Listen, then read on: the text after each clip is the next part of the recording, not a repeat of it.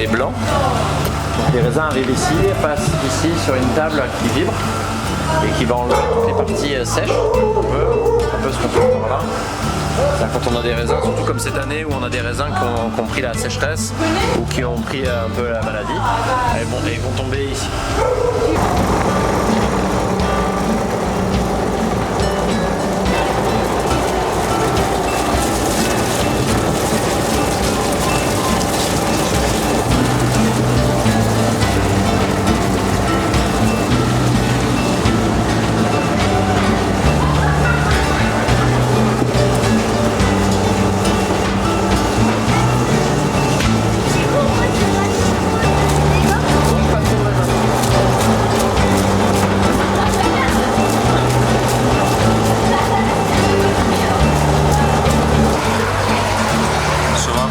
I've made to the press. This is a pneumatic press. It's been activated. You can see the juice blowing out. This is the juice blowing out after being pressed. We're making Chardonnay today, so we're pressing the juice before fermentation.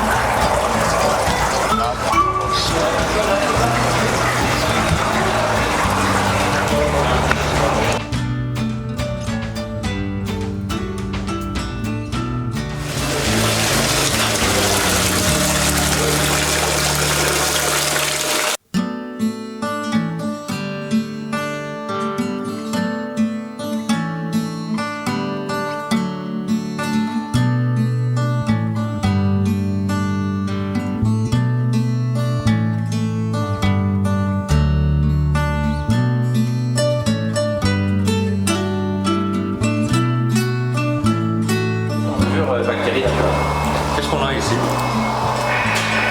Ça c'est les échantillons. En fait tous les jours, en fait le secret en fait, je ne pourrais pas filmer ça, c'est quand même pas très joli. Non, ça fait partie du processus. En fait comme on est en Bourgogne, et que nos cépages sont très adaptés à nos terroirs, et en fait il n'y a pas grand chose à faire si tu veux.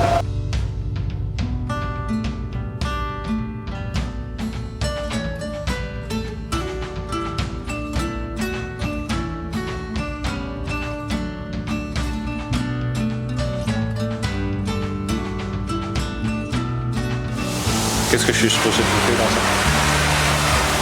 ça? Là pour le moment il se passe pas grand chose parce qu'il n'y a pas de la fermentation n'a pas commencé, donc on va dire qu'on peut déguster. Là ici on déguste si on n'a pas d'amertume et si on a quelque chose qui est globalement plaisant, mais il n'y a pas de grandes choses à déguster. C'est quand on va commencer à vraiment faire les vinifications.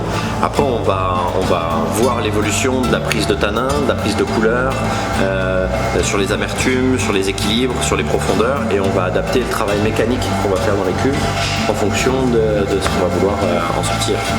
C'est quoi le niveau de sucre qu'on a ici? Là ici il est total parce que là ça n'a pas commencé à fermenter, je crois que c'est encore froid. Donc ici c'est une belle question. On doit être à l'équivalent de 13, je crois, 13 et quelques. 13% de potentiel, ouais, exactement. Donc là on a la couleur qui commence déjà à sortir, donc c'est vrai que c'est des millésimes très concentrés avec beaucoup de lumière, beaucoup de soleil, du coup la couleur prend vite. Ça c'est Corton Grand Cru Rognier.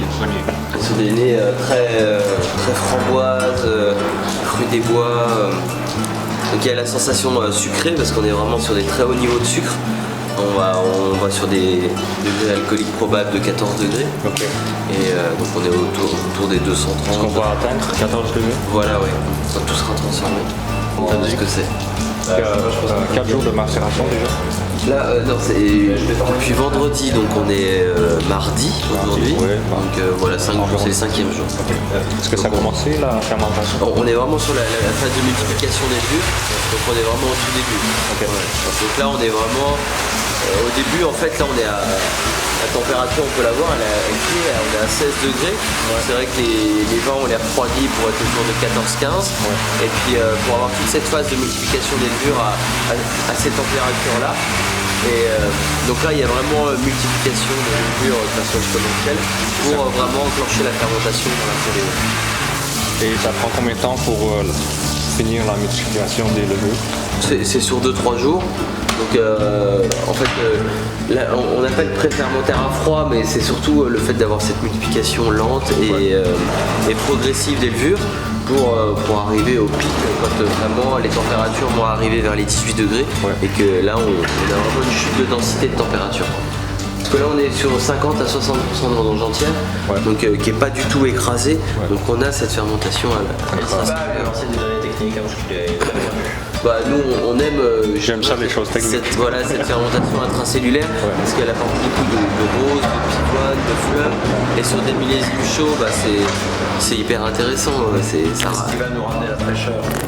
Ça va ramener des arômes de fleurs, une autre dimension. Parce que si on érafle tout, je pars du principe qu'on se concentre énormément que sur le fruit et on perd un peu ce côté floral. pivoine, rose.